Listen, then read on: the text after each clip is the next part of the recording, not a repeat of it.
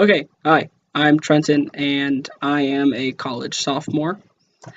Uh, my first year of college was kind of rough. I mean, I go to a small school in Farmers Branch, Texas, so this might not be the most vers. I tried to make these tips as versatile as possible, but I have 5 tips, five things that I learned in the first year of my college experience.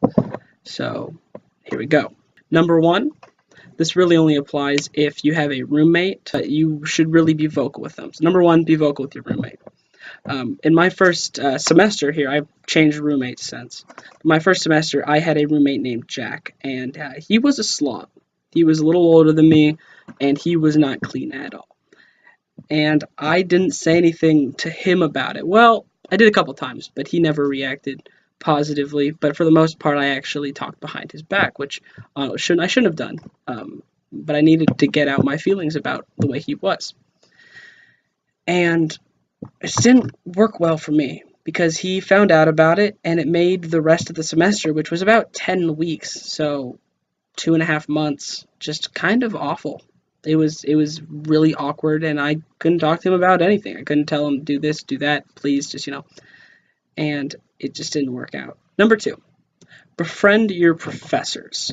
Now, I don't know how your school works. I don't know if there are certain policies against how much time you can spend with the professor outside of class, what kind of relationships are appropriate and what are not. Don't date your professors. That's a whole different video. The 5 things that you shouldn't do. By befriend, it's on a level of actually be friends with them to develop a rapport. Because ultimately, while college is a social environment, you're there to get that piece of paper that says that you learned something at some point and that you can do the job that is often associated with said piece of paper. By that I mean your degree. So, yes, you should be social, but it's more important to have this sort of relationship with your professors because if your professors like you, then they're more likely to have a cognitive bias when they're grading your papers and be like, well, they don't want to fail you. They wouldn't want to. And it only works out in your favor. So, number two, befriend your professors. Number three, buy the textbooks that pertain to your area of study and any others if you can afford them.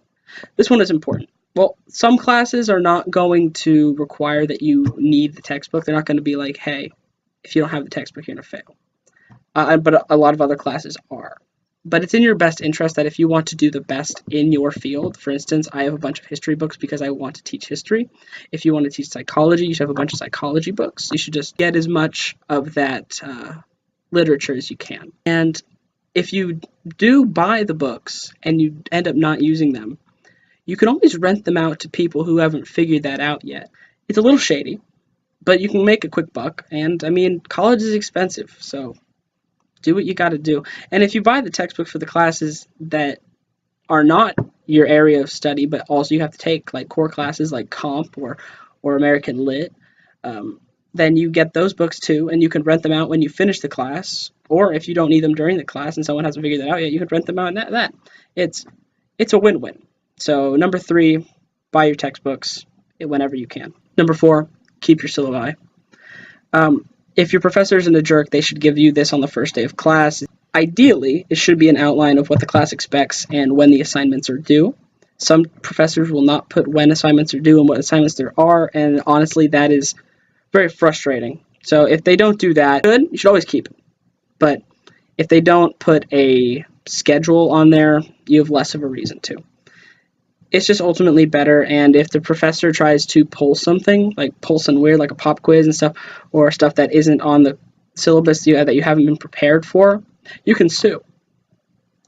I'm not a lawyer, I'm not a law student, so I don't know all the logistics of it, but syllabus fraud is a real thing, so look into that if you have any issues. But that's number four, always keep your syllabus. Number five, always tell people about your homework. This is the most important piece of information that I have learned, and I'm still struggling to do it. But ultimately, if you tell people about the homework that you're going to do, and this is only if these people are people that you care about their perception of you. So if you don't care, this isn't going to work. If you care how your boyfriend, how your girlfriend, how your best friend thinks about you, if you care about any of that, telling them this will really help you. Because then they know that you have work to do. And if you don't do the work, then you disappoint your friend because they're like, wow, I mean, what kind of person are they if they're not going to do what they say they do? So that's the fifth tip and fifth thing I've learned, fifth tip, whatever you want to call it. I tried to make this as like versatile as possible. Anyone can learn from this. But yeah, so those are my 5 things that I learned. Now a little bit about myself. My name is Trenton. I go to a small school in Farmers Branch, Texas, and I'm an education social studies major. I've already mentioned that. I don't know if I'm going to post more on this channel. This is mostly because I just want to get out there and help people, whether or not it's one video or 20.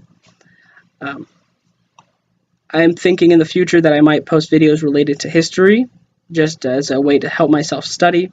But this may be the last video, it may not be. Always just assume that any of my videos are the last, because ultimately I have no idea myself, and I have no commitment to this channel. This is just something I wanted to do today. So, until next time, whether that's a week from now or the end of time, deuces.